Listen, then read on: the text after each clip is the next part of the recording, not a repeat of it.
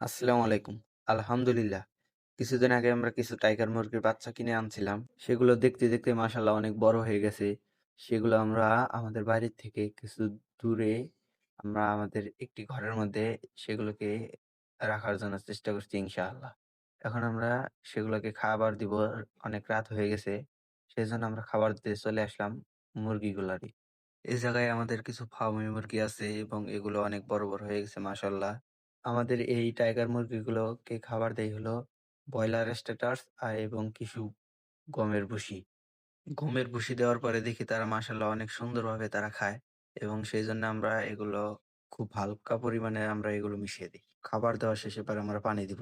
আমরা এই মুরগিগুলো ১৫ দিন বয়সে মাপ দিছিলাম। সেগুলোর বয়স ১৫ দিন বয়সে তাদের ওজন ছিল হলো ১৯০ গ্রাম। এখন মাশাআল্লাহ আরো কিছুদিন হয়ে গেছে। সেগুলো আমরা এখন বাড়ি থেকে একটু দূরে এগুলো নিয়ে আসছি। যাতে এখানে তারা অনেক ভালোভাবে থাকতে পারে বা নড়াচড়া করতে পারে। বাড়িতে তারা খাঁচার মধ্যে ছিল, এখানে সে মেঝের মধ্যে ছেড়ে দিয়েছি এবং আমরা কিছুদিন আগে এই উস্তা গাছগুলো লাগিয়ে দিয়েছিলাম। মাশাআল্লাহ তারা অনেক বড়, বড় হয়ে গেছে।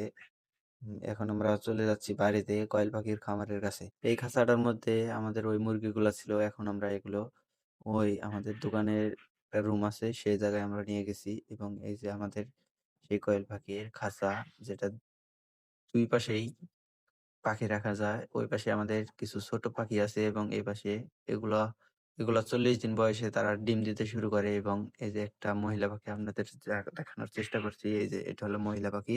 এটা বুঝবেন হলো ওই যে গলার নিচে সাদা এবং কালো দাগ